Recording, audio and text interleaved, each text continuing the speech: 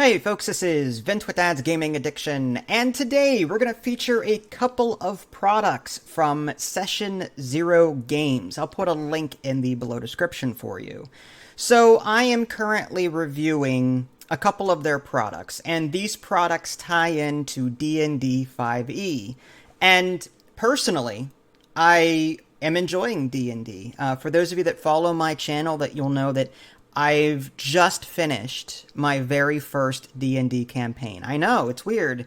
I'm a huge video game nerd. I'm a huge board game nerd, but I've never played D&D before, and I just finished my actual campaigns, The Mines of Phandelver, and it was fantastic. I am hooked. It's a lot of fun, and I'm kind of glad the developer of this game, or these products, reached out to me because I can foresee myself using some of these products to, I don't know, make my DMing experience better. I do plan to do that at some point once I'm familiar with how D&D works. There's a lot of people out there that are experts at this stuff. Me, not so much. I mean, I know the basics, but anyway. So what are we going to be looking at today? Well, this is going to be primarily an overview of what you can find in the two products that I'm about to show you. I do have a written portion that will be published soon. I'll put a link in the below description for you so that you can find that. That's more of a review. This is an overview video of some of the things that you'll find in those books. I didn't want to post 600 pictures in the article, so I figured a video would be easier. So let's go ahead and take a look at the official website, and I'll show you what products I'm talking about. The Cursed Collective is one of them. It's $10, at least the PDF is. And the other one, looking down here, it is the Tome of Magical Mystery. It's $40, but I did see a PDF somewhere on here for $25. So some of these are available in physical form. Oh, here it is up here. Some of these are available in PDF form. The two that I'm featuring are available in PDF form. So if you strictly use, say, Roll20 or what have you, you can totally, just buy these, download these, and have at it. I downloaded both of those courtesy of the developer, and he's given me permission to go through these and show them off. So that's what we're going to be doing today. So let's go ahead and switch over to the PDFs. Okay, so I guess we'll be looking at the Tome of Magical Mystery first. This particular book boasts 156 pages, according to the PDF in the upper left-hand corner there. And if I scroll down, this is not an actual campaign. More, it's a collection of items that the DM could use to make the campaign better in various ways. I'm going to scroll past some of this stuff. These books are introduced by this guy named The Door. So he'll be talking to you throughout this book, introducing you to various sections of it, which is cool. I like that little introduction there. So here's a quick look at the table of contents. You can see acknowledgments. And like I said, this is a collection of items. So you'll see Tier 1, then Tier 2, Tier 3, and Tier 4. And then you'll see things like armor, shields, melee weapons, ranged weapons, relics of power, consumables, wearables, and so on. And you can see the individual names listed there. And if I scroll down further, these are the Tier 2 items and their names. And then if I scroll down further, Tier 3 and Tier 4. And you're like, okay, so it's just a bunch of items, so what? Well, these items have some really cool abilities to them I thought I'd highlight. There's also magical, mysterious monsters toward the end. It feels more of like a footnote, but, the few that were included at the end of the manual were kind of cool. So let's go ahead and look at this. Now, before we actually dive into the individual pieces, you'll see a visual guide. It'll say armor. +1 studded leather, page 9. So this is sort of like another sub table of contents. This gives you a quick look at, how the shields look for Tier 1 and where you can find them within this book. So this is just, again, a quick overview of the different items that are available. I want to scroll past this into the actual items themselves. So I'm going to go ahead and just do that. So, for example, Tier 1, stud leather. Most of these, if not all of these items, include some kind of flavor text. Those who even catch a glimpse of this armor cannot shake thoughts of its beauty for hours afterward, etc., etc. +1 studded leather armor. This armor requires attunement. Now, for me, I don't know what attunement is. I'm still new to D&D. From my understanding, it's probably some kind of requirement that needs to be done on your character, or magical thing that needs to happen for you to actually wear it. I don't know. But again, I'm new to D&D, but still, I'm sure my DM would explain it to me if I asked. So, an effect, including this +1 studded leather armor, when attuned, the wearer may choose to radiate an intoxicating aroma once per long rest that causes anyone within close range to become more socially pliable. When activated, the user gains advantage on all social-based rolls for 5 minutes. The wearer may also cast the following spells once each per long rest: Charm Person, Calm Emotions. We have a bard in my current run, well, the one that just finished. She could talk her way past anyone, my girlfriend. I could only imagine how she would do with this. This would be perfect for her. She talked her way past every single boss in the last campaign with this particular aroma thing going on. That would be so awesome to see how that would pan out. There's the chainmail of impact, and to be honest, there's a lot here, so I can't read through all of them even though I want to. This hunter's hide looks interesting. This armor grants its wearer advantage on all survival, perception, initiative checks, plus saving throws while actively hunting and tracking prey. Our D&D group was a little bit more lax in that, but still, that's a really cool feature. I'm getting into the shields, this Shard Spark shield. Small compartments on the front open and reveal crystals that grow quickly and emit electrical energy. When the crystals have regrown, the user may emit a charged blast of electricity and crystal shrapnel in a 15-foot cone once a day. A DC 13 dex save is required to avoid taking 1d8 electric, 1d8 slashing damage. So yeah, there's more shields listed here, and I bet you if you folks are savvy enough, you could freeze frame it and read more about this. The Bloody Battle Axe, Tome of, wow, there's just so much here. It's ridiculous. I want to scroll down to some of the Tier 2 and Tier 3 items. I could sit here for a half an hour to an hour highlighting all of this, but I'm trying to keep this video at a respectable length. The Forge Light Stamp. Maker's Mallet. Striking a damaged item and reciting the command words "fix it" will cause the item to mend, as if the spell mending had been cast upon it. This ability may be used 5 times per long rest. I've never had a piece of equipment break in my playthrough, but that is useful, I would say. Muddy Wood, that's a loot. Ring of Short-Sightedness, it's a cursed item. Speaking of cursed, we'll get into that. That's the next book we'll be talking about. The Basilisk Sting Ring, improvised weapon. This item can be easily concealed and swiftly equipped as a bonus action if needed, whether touching a willing creature or succeeding with a melee attack. The user may deal 1d4 poison damage to the target as a bonus action. That's really cool. Wand of Dusk, Adventurer's Ale. Okay, we're only on page 40 of 156, folks. I'm going to scroll down a bunch. So now we're in Tier 2. Fan Daggers. There's Twinkle, a wand, spell focus, 6 charges. The wielder may use the following abilities. 1 charge. Allies within 10 feet gain resistance to necrotic damage for 5 minutes. 2 charges. Speak with Dead as 3rd level spell. 3 charges. Animate Dead as 3rd level spell. 6 charges. Animate Dead as 4th level spell. This wand regains 1d4 plus 1 charges every long rest. That's typical of a wand that I've seen. Arcane. We got an arcane wand that fired arcane missiles or something like that, and it had to be charged every day. So it's something similar here. Potion of Endurance, Death Shroud as a shield.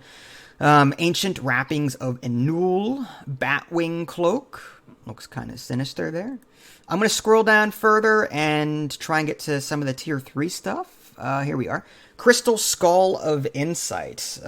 Crystal Skull Trinket. It does not require attunement. This skull is cursed, appearing to the user as a scrying device that communicates by telepathy. However, the user is only shown what he or she wants to see. Only by coincidence does this ever compare to actual reality. I have to wonder if that was inspired by there was a flaming skull monster that we faced in Phandelver. Without spoiling too much, the flaming skull had the ability to talk to us with telepathy. So I have to wonder if some of these items were inspired by that. We've got Quill of Curses, the All Divine Holy Symbol, Angelic Ring, Encrusted Wand, the Best of Luck Potion, I can only imagine. Drinking this potion gives the user advantage on all rolls for 1d10 minutes and allows them to succeed on any failed roll just once within that time frame, as if they had rolled a natural d20. Well, that would have been helpful, but I can imagine where some of these may have been overpowered. I'm guessing 2 Dotes of Drag. I wonder if you can craft potions. That's something our party never did. We never crafted potions or crafted items. I have to wonder if that's what you need for this. That's kind of cool. But again, as a DM, you could summon, I guess you could just make those appear in a shop somewhere as a loot drop or whatever. Infinity Cloak. Scrolling down further, this is the Tier 4 visual guide. We'll get into, okay, Serene Mail, +3 scale mail. While wearing this armor, you are always calm and composed. The wearer becomes immune to fear, all charm, or mind-influencing effects, and cannot be petrified or stunned. Your charisma and wisdom are both increased by 1. Dragon Skin Shield, that's awesome. Grey Ward, so more shields here. A Glaive. Again, you can pause the video, folks, if you want to, like, freeze frame some of these and read more about them. Long Sword of Oozes. I love the art. Look at that. That is really cool. Very spectral looking. And that too. Broken Avenger's Blade. Bronze Scaled Scimitar. I wonder if the developer did the art himself. I didn't look at the credits or anything, but whoever did the art should be commended. This is really good. Tome of Knowledge. Adventurer's Bedroll. We never used a bedroll either. But I'm curious. Anyone using this bedroll gains the benefits of a full night's sleep in 15 minutes if uninterrupted and cannot be surprised while using it. They also wake with 3d10 temporary hit points. Holy cow. It's tier 4. I guess it stands to reason, but still. Angelic Mask, Catching Orbs. And then if we scroll down further past that, like I said, there are some monsters that are listed. Belt of the Beast, once we get to it. Again, there's 156 pages. Okay, so here are some horrid creatures. Again, our host here has explained what's going on. And if we scroll down, we'll see some really cool-looking monsters. Romelian Centaurin. I don't know if I'm pronouncing that right. But armor class 16. Hitting that thing's going to be tough. Hit point 63. Wow. Speed 40 feet. I'm guessing this thing is more of a... I don't know. I don't think my level 5 character could handle this. I'm just saying. Is all I'm saying. Understand Sylvan, but can't speak it. Okay, it sounds like me in Spanish. And there's some flavor text down here as far as, what they're like and how they're handled. You've got this Muttruff's humanoid. I don't know what that is, but okay. This one, armor class 19. Hitting that thing is going to be difficult, too. Holy cow. Has 143 hit points. There's no way. There's absolutely no way I could handle this. No. I'm guessing these are like later leveled monsters that that I could be facing down the line. But reminds me of the Green Dragon when we fought it. Anyway, Arcana Beast, our armor class 22, 296 hit points. Are you kidding me? My gosh, this thing. And look at all these traits down here. Like, this thing is just, no. Has multi-attack, claws. Again, pause if you want to see this in greater detail, but there's a lot. And I don't know what this wanted dead means, but I'm assuming, yeah. All right, so there's a character sheet here too. I'm not sure what that's all about. I'll have to look at this later. But yeah, there's a lot here. So definitely check out the tome. It's just there's just so much here for the DM, Tome of Magical Mystery. And then the other product I wanted to highlight was the Cursed Collective. It's around the same theme. It's more cursed items, though. So, oh yeah, here we go. Illustrations by Rain Tran. Okay, so it actually says, okay, written by Ralph L. Clark, by the way, is the person that reached out to me. So thank you very much. So it looks like the illustrations and some of the other stuff was created by other people, which is fine. I was just curious. So again, we've got a table of contents which explains all the different cursed items that are in this book. Again, we've got Dor here, the docent of reliquaries, sure. And it explains how cursed items are typically handled, precautionary stuff. If people want to roll, like, let's say that, I guess I could zoom in a little bit here. Let's do that. Okay, so we've got like an Arcana DC table. If let's say someone discovers this item and we want to learn about it, roll an Arcana check.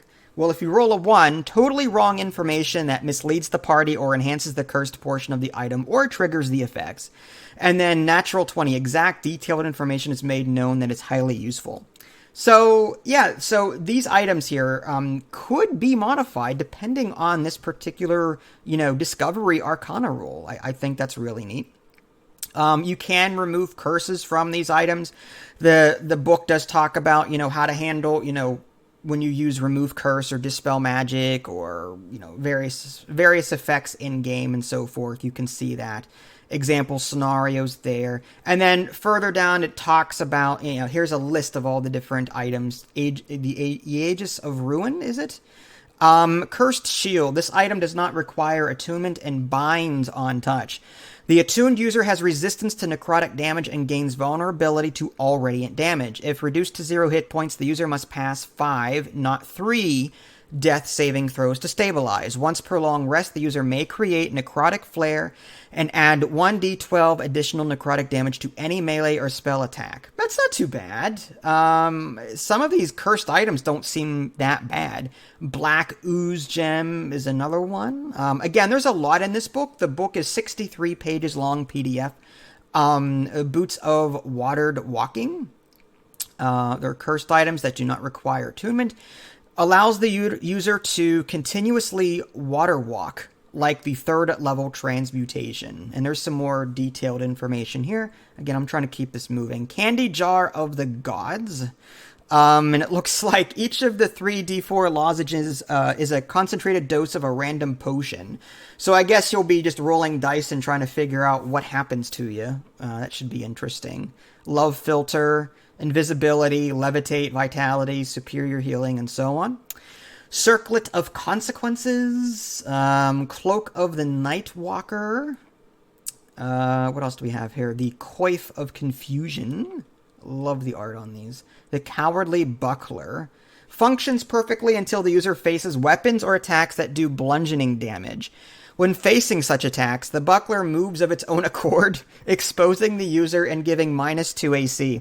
Its movements are so erratic that they hinder the user and reduce its movement by half. That is terrible! Who would want this thing, the Cowardly Buckler? These would be fun to give to people. Like, let's say you're DMing and you're starting to really dislike the party because they're, I don't know, they know their way around D&D and they're constantly like getting around all your stuff. Just throw some of these at them, just for fun. Mess with them a bit. Deck of Many Deaths. Okay, there's the Diamond Mirror. There's a couple down here. The Dire Loot. It's a cursed loot. The player of this loot enjoys +4 on all performance checks and can cast the 1st level enhancement Charm Person once per day. If the target of the spell makes their wisdom save, then the player of the loot must make a DC 15 Constitution save, or double the tempo of the song they've been playing and take 1 level of exhaustion. The tempo continues to double every round until the player either makes the save or dies. What? Or dies? Okay. That's pretty cursed, I think. Wow. Okay. Flask of the Lush. I can only wonder. Okay. Foreign Boat. Again, let's scroll down. Gem of Air. There's a lot of items here. Krampus Skull. Necromantic Axe. This axe functions as a +2 battle axe. Its other power becomes evident whenever a killing blow is struck using it. The felled creature rises as a zombie in 1d4 rounds per the 3rd level necromancy, animate dead. When the caster's control expires, the zombie attacks him relentlessly. Note, killing the zombie with the axe simply restarts the cycle. That is crazy. So, like, if you're the only person with this weapon and you have no other weapons, there's no way to kill this thing. I'll just keep it going after you. Oh, that's terrible. Oh. But these are some really well thought out items, I gotta say. Quiver of Betrayal, Ring of Forgotten, the Rings of Fellowship. I can hear the Fellowship of the Ring in the background trying to get to Mordor right now. There are 2d4 identical rings when found. Each functions as a ring of protection +1. After the wearers of the rings engage in a combat encounter together, the secondary power goes into effect. The wearers cannot be more than 5 feet apart without severe pain. Every round they spend more than 5 feet apart, each wearer takes 4d6 damage. You know, that would suck. In the previous playthrough we did, we were separated by a wall of fog, and we were split up. Having these on would have been a death sentence. I'm just saying. Rune Sword of Sharpness, Shard of Inspiration. Wow, look at all this stuff. And this goes all the way down to the end. What is this? The Wolf Bracers. That looks kind of cool. All right, so there you go. So this book just simply contains curses, no monsters that I can see. But again, lots of cool content here, I will say. Again, I'm not an experienced D&D player, but I would love to incorporate some of these in a future playthrough. I really would. So kudos to whoever, decided to think this up and get it done. This was amazing. So, yes, thank you so much for sending me copies of this. Again, for those of you that are interested in buying it, I'll include a link in the below description for you. And again, you can find more products here. One I wanted to quickly highlight. I don't have a copy of it, but there's the Decks of Magical Mystery. And the Decks of Magical Mystery are like, whenever a player discovers an item, typically they write the item down on their character sheet. These are physical decks, not PDF that I know of, that you can give to players. And that card takes the place of having the player to write it down on their character sheet. So that's kind of cool. So if you don't want the player to have to worry about writing stuff down, just hand out cards with the different items on them. Tier 1, Tier 2, Tier 3, Tier 4. Okay, and I like how it even expresses Tier 1, level 1 through 4, Tier 2, level 5 through 10, and so on. All right, so there you go. Like I said, this was not a full-blown review, but more of an overview of what you would get should you decide to pick up these products. And again, I'm not an experienced D&D player by any means, but I can foresee myself using some of these in a campaign that I might want to run in the future. There's some really cool ideas here. The art is fantastic, and everything is very well organized in these books. So yeah, kudos. Awesome job. I will include links, like I said, in the below description, so go check them out. Again, there's also going to be a Kickstarter campaign at some point that the developer is going to run, and these are going to be like premium/remastered editions of the aforementioned products. So as I get more information about that, or at least a link, I'll go ahead and share them on the article and in the description of this video. If you guys haven't already, subscribed to me on Twitch and YouTube. That way you can stay up to date with any new content I'm going to publish. This is Vince. Thanks for watching, and I will catch you guys next time.